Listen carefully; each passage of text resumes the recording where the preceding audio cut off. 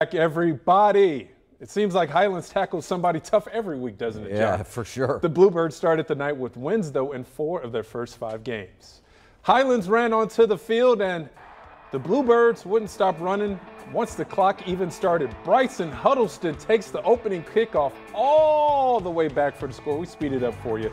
Highlands looking for its first win against Simon Kenton since 1989. Grader Kramer is going to go up top to Adam Wire. Highlands trying to make sure that streak never reaches 30 years old like a couple of friends of mine. Bluebirds of happiness, though, tonight.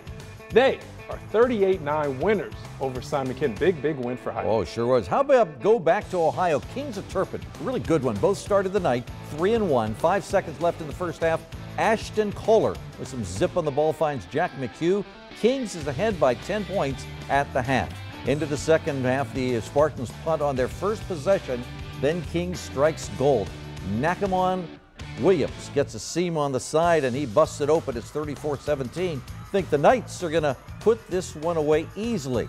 Wrong. Here come the Spartans. Reese Evans, he also finds a gap and he turns it. He's going to turn it up the field. 2 would-be tacklers aren't able to get him down. He takes it down into the red zone. He gets the call on the very next play and then gets it in. So Turpin, they're still down by 10 points though after this. The Spartans would get to within 3, and the end of the game came down to a pair of kickers. First, it was Miles Malloy who puts it through the uprights. That ties up this ball game. But with time expiring, Thomas Mitchell with a clutch kick, 44 yards, and no doubter. The Knights win it 37-34. Here's Kings coach Andy Olds after the game. I think the most important thing is you just really good teams find ways to win even when it's not your best night. That's a really good football team. They're 3-1 for a reason. So I'm proud of our guys. They hung in there and did what they needed to do. And they're well coached and they're young and they're going to be really good. And they've got a lot of good season to look forward to. But I'm proud of our guys and we hung on. Tommy hit a big kick and it was a great game. You know, between Keenan Williams and Ivan Page Jr., we got a lot of great backs in the area this year. To Batavia, undefeated Bulldogs hosting Fayetteville Perry. Bulldogs up the score early. Hunter Jester with the rock. He gets rocked. The ball pops loose and it's picked up by Caleb Mell. He has a silent O in his name and he made a lot of noise tonight. Mell under center at the goal line. That's about the most nonchalant quarterback keeper in the history of that play. 14-0 Batavia. Batavia rolling. More from Mell. He spots a big bird. That's Alex Bird in the end zone. 21-0 in the second quarter. Batavia would go on to win 42-0. Bulldogs now 4-0. Let's head downtown, Stargell Stadium. Taft against Hughes, both 3-1 coming in. Taft took control of this game from the very start. Here in the second quarter, Cleveland Farmer strolls in for the early score. That's too easy. Hughes was looking for a way to answer, but the ball gets tipped in the air. Christian Stringer of Taft gets the diving catch for the pick. And then it was just more and more Taft. Later in the second quarter, Trevin Brown with a nice sideline catch. That set up another touchdown run by Farmer. The Senators pounced on the Big Red 35-0. We're still in the second quarter. The offense wasn't done. DeMarco Bradley gets the ball. Nobody's going to touch him on the way to a touchdown. Taft goes on, and they go to 4-1. All right, Deer Park's boys basketball team went undefeated this year. Football team trying to do the same. 3-0 Deer Park. That's right, 3-0 Deer Park hosted Taylor.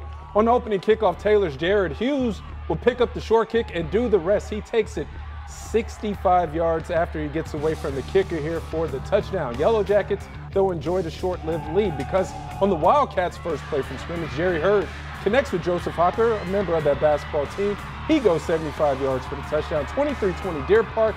A win next week makes them 5-0 for the first time since 2009. Okay, let's head to Indiana to finish up. East Central playing South Dearborn up on the hill in Aurora. It's been a very one-sided affair in recent years. South Dearborn trying to change that. East Central on the doorstep in the first quarter when Owen Lunsford intercepted the pass, and he was determined to take it all the way back, and he nearly did. 98 yards all the way down to the 1. The Knights then scored the first touchdown, but after a close first half, East Central took it to the Dearborn County neighbors. On a 4th and 15, Alex Maxwell throws it back to Jake Fite. He wades his way across the field. East Central wins tonight 42-12. All right, let's stay in Indiana, John. Finally, the Batesville Lawrenceburg Tigers played there tonight. The Bulldogs led early by 20 points, but Lawrenceburg found a way to rally. Adam Bird barely gets his hand off, but once he gets past the line, he goes for the Tigers touchdown. 2 teams went to overtime tied at 30.